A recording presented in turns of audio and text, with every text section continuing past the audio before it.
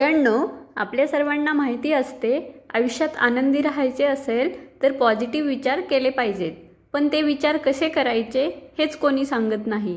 आजच्या व्हिडिओमध्ये मी तुम्हाला पॉझिटिव्ह विचार करण्यासाठी 5 नियम सांगणार आहे, ज्याचा तुम्ही व्यवस्थित सराव केला तर तुमच्या मनामध्ये जास्तीत जास्त पॉझिटिव्ह विचार राहतील. फक्त या 5 गोष्टीचा सराव तुम्ही सतत केला पाहिजे. चला तर मग सुरू करूयात. पहिला नियम, आपला दिवस पॉझिटिव्ह सुसंवादाने सुरू करा. मित्रांनो, स्वसंवाद म्हणजे त्याला इंग्लिशमध्ये पॉझिटिव्ह अफर्मेशन्ससुद्धा म्हणतात. म्हणजे सकाळी उठल्याबरोबर स्वतःला चांगल्या सूचना द्या. जसे की, माझं नाव गणेश आहे, दिवसेंदिवस माझी प्रकृती चांगली होत चालली आहे, मी दिवसेंदिवस श्रीमंत होत आहे, आजचा दिवस माझा आनंदात जाणार आहे, हा निसर्ग मला मदत करत आहे, मी दिवसेंदिवस यशस्वी होत आहे. मित्रांनो, सकाळी सकाळी आपले अंतर्मन बऱ्यापैकी ॲक्टिव्ह असते आणि जेव्हा तुम्ही अशा पॉझिटिव्ह सूचना देता तेव्हा त्या अंतर्मनामध्ये बऱ्यापैकी पोहोचतात. फक्त 1 महिना हा प्रयोग करून पहा. 1 महिन्यात तुम्हाला खूप बदल जाणवेल. कारण जसा आपण विचार करतो तशा घटना आपल्या आयुष्यात घडत असतात, असा निसर्गाचा नियम आहे. आयुष्यात घडलेल्या छोट्या छोट्या चांगल्या गोष्टींची यादी करा. मित्रांनो, भूतकाळामध्ये तुमच्यासोबत घडलेल्या सगळ्या चांगल्या गोष्टी आठवा. मी तर म्हणेन, ज्या ज्या चांगल्या गोष्टी त्याची यादीच करा. अशा 100 गोष्टी लिहून काढा. तेव्हा तुम्ही खूप आनंदी होता. भलेही ती घटना कितीही छोटी असेल.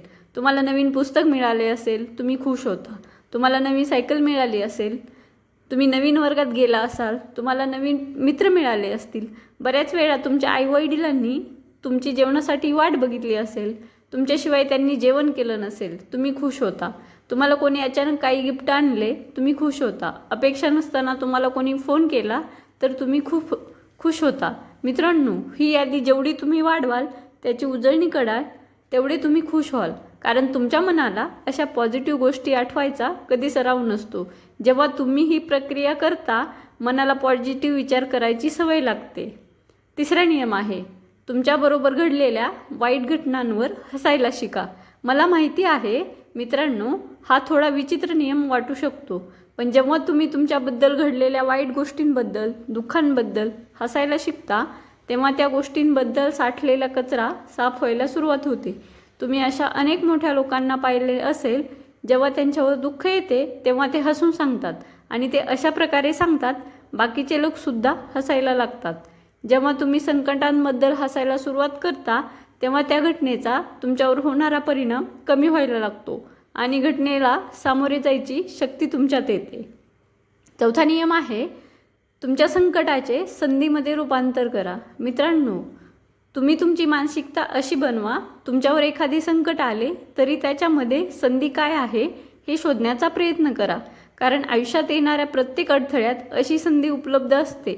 इंग्लिशमध्ये म्हण आहे, ब्लेसिंग इन डिस्गाईज. या जगात जे महान व्यक्तिमत्व झाले त्यांनी त्यांच्यावर आलेल्या संकटात संधी शोधली आणि ते मोठे झाले. सिंधुताई सपकाळांना त्यांच्या नवऱ्याने आईने घरातून बाहेर काढले नसते तर त्या आज हजारो मुलांची माय नसत्या झाल्या. महात्मा गांधींना साऊथ आफ्रिकेत ट्रेनमधून बाहेर नसते फेकले तर आज त्यांना कोणी महात्मा गांधी म्हणून ओळखले नसते. चाणक्याचा भर सभेमध्ये अपमान नसता केला तर त्यांनी अखंड भारताचे स्वप्न कधीच पाहिले नसते. आणि अशी अनेक उदाहरणं देता येतील. म्हणून आलेल्या संकटात संधी शोधा. 5वा नियम आहे, गोष्टींना वेगवेगळ्या दृष्टीने बघायचा प्रयत्न करा. मित्रांनो, तुम्ही जर एखाद्या संकटात सापडला तर विचार करा, हे संकट एखाद्या महान व्यक्तीला आले असते तर त्यांची प्रतिक्रिया काय असते, तुमची प्रतिक्रिया काय असेल. तुमची प्रतिक्रिया वेगळी असेल. पण समजा तुमचे आदर्श असलेले व्यक्ती जसे की स्वामी विवेकानंद, छत्रपती शिवाजी महाराज, डॉक्टर बाबासाहेब आंबेडकर यांना जर समस्या आली असती तर त्यांची प्रतिक्रिया काय असती, ते या संकटाला कसे सामोरे गेले असते. त्या संकटाकडे, समस्येकडे बघण्याची तुमची दृष्टी बदललेली असेल आणि असे म्हणतात, दृष्टी बदलली की सृष्टी बदलते. म्हणून हा नियम तुमच्या संकट समयी उपयोगी पडेल. मित्रांनो, हे होते ते 5 नियम जे तुम्हाला सतत पॉझिटिव्ह राहण्यासाठी मदत करतील. पण तुम्ही याचा सराव केला पाहिजे, कारण आपल्या मनाला निगेटिव्ह विचार करण्याची खूप सवय झालेली असते. हे नियम करायला सोपे आहेत, पण याचा तुम्हाला खूप तात्काळ फरक जाणवेल, ही मला खात्री आहे. तुम्हाला कोणत्या विषयावर व्हिडिओ पाहायला आवडले असतील तर कमेंट करून सांगा. Thanks for watching. Stay blessed.